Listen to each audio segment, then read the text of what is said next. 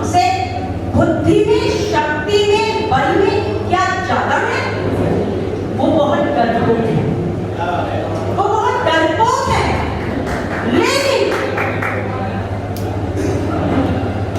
हमारी बीच के द्वेष का वो फायदा उठाते हैं। 200 साल तक अंग्रेजों ने यहाँ पर शासन इसलिए कर पाए क्योंकि उन्होंने फूट डालो राज करोगी थी वो अपनाई, और उसी पद्धति पर जो हमारे ऊपर अत्याचार करने वाले हैं, चाहे वो कोई भी हो, उसी परिपाटी पर, उसी फार्मूले पर इस समय काम कर रहे हैं। और उससे पहले हजारों साल पहले भी यही विडंबनाएं हमारी रही।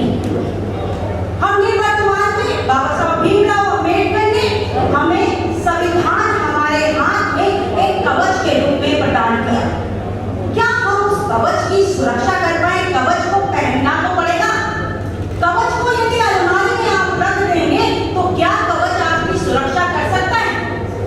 यदि आपको पता ही ना हो कि आपके घर की अलमारी में वो कवच रखा हुआ है जो आपकी रक्षा कर सकता है, तो क्या आपको कोई सुरक्षित कर सकता है? नहीं कर सकता। तो क्या आप अपने अधिकारों से परिचित हैं? आप अपने मूलभूत भाव से परिचित हैं? आप अपनी शक्ति से परिचित हैं? संभवतः नहीं। हम भले ही इतने सारे आंदोलन करने की बात करते रहे, वास्तव में अभी तक कोई एक आंदोलन हुआ ही नहीं है। यदि हुआ होता तो आज हम इस स्थिति में कतई नहीं होते जिस स्थिति में है। हमारे पास हजारों लाखों करोड़ों किताबें हैं विचारों से भरी हुई, लेकिन किताबों का कोई मूल्य नहीं है क्योंकि एक सिद्धांत बनकर रह जाते हैं जब तक उन किताबों से निकली लकीरें और लाइनें हमारे जीवन में क्रियान्वित नहीं होती है। उन बातों को हम अपने जीवन में क्रियान्वित नहीं करते, उन सफल को अपना हथियार नहीं बनाते, तो संभवतः आप 70 साल पहले, 700 साल पहले भी गुलाम थे, 70 साल बाद भी गुलाम रहेंगे, और 700 साल बाद भी आप यहाँ पे ऐसी बैठकें कर रहे होंगे। होगा कुछ भी नहीं, ये सत्य है। आपको ये मानना पड़ेगा, क्योंकि क्या है कि हम अपनी विडंबनाओं और अपनी कमियों को नहीं करना चाहते। हम चाहते हैं कि हम प्रशंसा मिले हमें, मुझे में आए, मेरी प्रशंसा की जाए। भाई साहब मेरी प्रशंसा करते हैं, भाई साहब हाँ मैडम आपने बड़ा अच्छा किताब हासिल कर दिया। उसका फायदा क्या? यदि मेरी एजुकेशन, मेरा व्यक्ति, मेरी कोई भी उपलब्धि मेरे समाज में काम ना आ सके, ऐसी उपलब्धि को मैं लात मानूं। ऐसी उपलब्धि मेरे लिए कोई मायने नहीं रखती यदि वह उपलब्धि मेरे समाज के हित में ना आ सके। आज हमारा समाज क्या है? हमारा युवा कहाँ है? ये जो बंधुजन उनमें बैठे हैं, उनमें बहुत सारे तकरीबन मैं कहूँ 60%, 70% वो लोग हैं जिनका जीवन ही संघर्ष से भरा हुआ है। उन्होंने बहुत किया, लेकिन हमारा युवा कहाँ है? हमारा युवा बाहर खड़ा हुआ है। और जब तक वो मेरा युवा मेरी बात नहीं सुनेगा तो उसको समझ में क्या आएगा मैं इसकी बात कर रही हूँ। मैं आपको क्या पढ़ाऊँ? आप तो पढ़े पढ़ाए हैं, आपसे तो मैं सीखती हूँ, आपसे मैं सीखती हूँ। आप बुजुर्गवार हैं, आपसे तो मैं आशीर्वाद देती हूँ। आपसे तो कहीं कहीं जगह पे इनको सुना होगा, उनको सुना होगा, तो मेरे अंदर आग जगी होगी, तो आज मैं यहाँ पर खड़ी हूँ। मेरा वजूद यहाँ पर इसलिए कि आप लोगों को कहीं ना कहीं सुना है मैंने, पर मैं सुनाना चाहती हूँ उस युवा को जो सोया हुआ है, जो डिजिटल इंडिया का सपना देखकर उस व्हाट्सएप में खोया हुआ है, उस भद्रता, उस ख्वाब में खोया हुआ है, जो ख्वाब कभी पूरा नहीं होगा क्योंकि वो आंख बंद करके ख्वाब देखा है, वो कभी पूरा नहीं होता है। जब तक आंख खोलकर ख्वाब ना देखा जाए उसको पूरा करने की आग मन में से नहीं चलती। तो उस युवा को आगे आना पड़ेगा, आपके घर के उन बच्चों को आगे आना पड़ेगा। और मेरी जैसे जितने पुरुष हैं, मुझे लगता है उनके सब घर में उतनी ही महिलाएं होंगी, बहू बेटी और लोग सजग होंगे। वो क्यों नहीं है? जब तक आप अपने आंदोलन का हिस्सा महिलाओं को नहीं बनाएंगे, आप कभी जीत नहीं सकते। लिखवा लीजिए। जब तक आप अपने आंदोलन का हिस्सा अपने युवाओं को, अपने घर के पढ़े लिखे युवक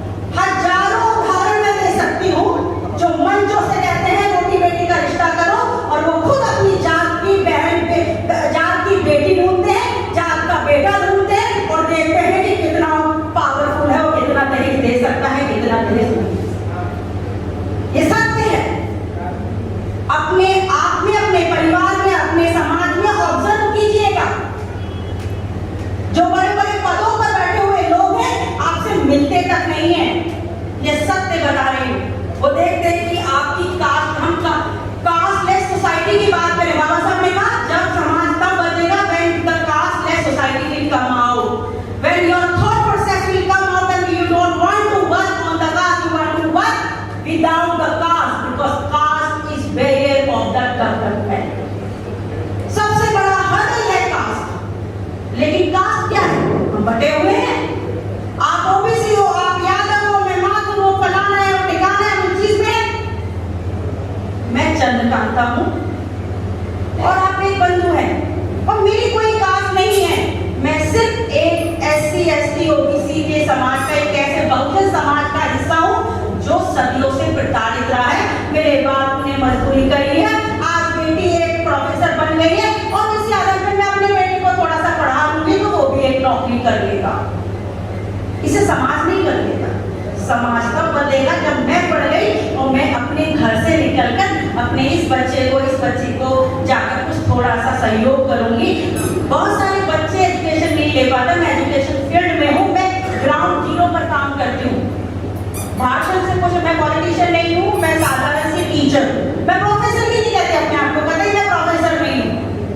मैं मात्र टीचर हूँ और शिक्षा देने और अपनी शिक्षा का सही इस्तेमाल करने का प्रयास करती हूँ। क्योंकि प्रयास सफल होते हैं, जो गारंटी देते हैं वो कुछ काम नहीं करते हैं। हमें अपनी एक नवीनतम संस्कृति को निर्मित करने की आवश्यकता है।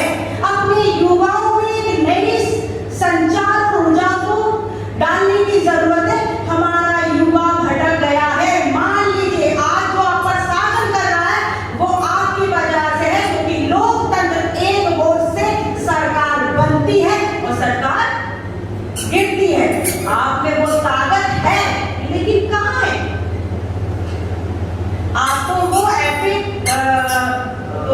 मतलब जो कहानी है जिसमें हनुमान है, तो वो उस हनुमान की तरह है कि हनुमान के पास ताकत तो थी कि वो कहा जाता था कि उन्होंने तो चंद्रमा को मुंह में दे लिया, ये कर लिया। उसके बाद पूछा गया कि भाई तुम्हें ताकत है? अरे मैं तो खाली सा बंदर हूँ। तो जामवंत जी ने कहा कि हाँ जी, अरे भाई तुम तो उड़ सकते हो, तुम तो 7 समुंदर पार कर सकते हो। अच्छा ऐसा हो सकता है? तो वो उड़ गए, श्रीलंका पहुंच गए, वहां से सारी चीजें लेकर आ गए और वापस गए। उनको पता चल गया हम हनुमान हैं, हम खोज रहे हैं। मेरे जैसे कुछ लोग जामवंत बनने की कोशिश कर रहे हैं लेकिन हमारी कोई सुन नहीं रहा, हमारी कोई सुनने को राजी नहीं है।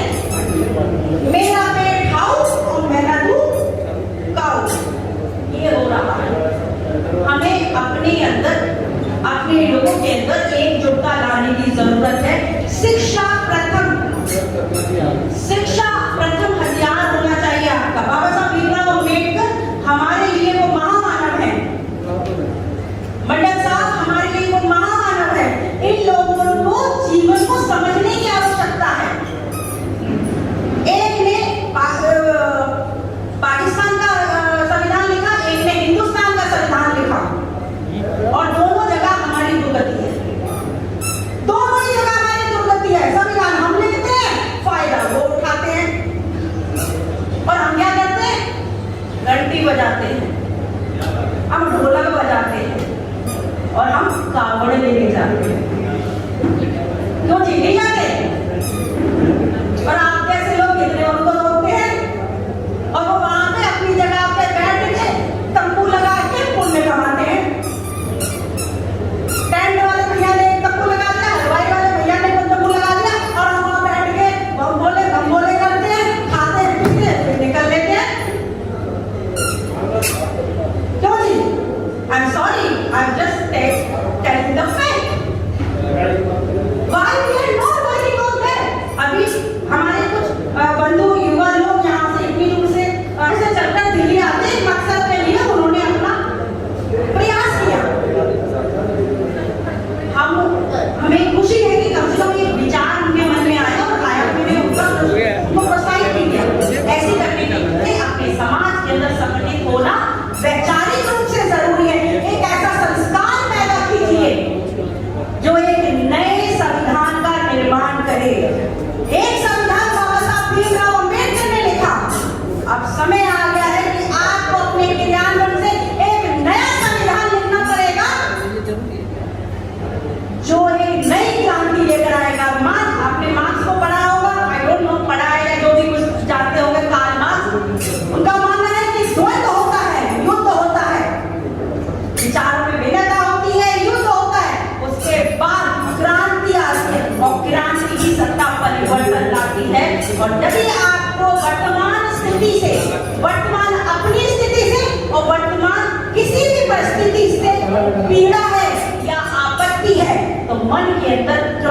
होनी चाहिए। और जब तक आपके मन के अंदर क्रांति नहीं होगी तो संभवतः आपको अपने लक्ष्य की प्राप्ति नहीं होगी। बहुत सारी बातें यहाँ पे बहुत सारे बंधु जो मेरे बुजुर्ग यहाँ पर बैठे हुए उनको मैं तो क्या बताऊंगी, क्योंकि मैंने उन लोगों को सुन के बहुत कुछ सीखा है। किताबें मैंने बहुत पढ़ी है, लेकिन जीवन का ज्ञान शायद आप लोगों के जीवन से मैंने सीखा है। मैं अपनी बात को यहीं पर विराम देना चाहूंगी। उम्मीद है कि मेरी कही हुई 4 बातों में से एक बात को अपने दिल तक लेकर जाएंगे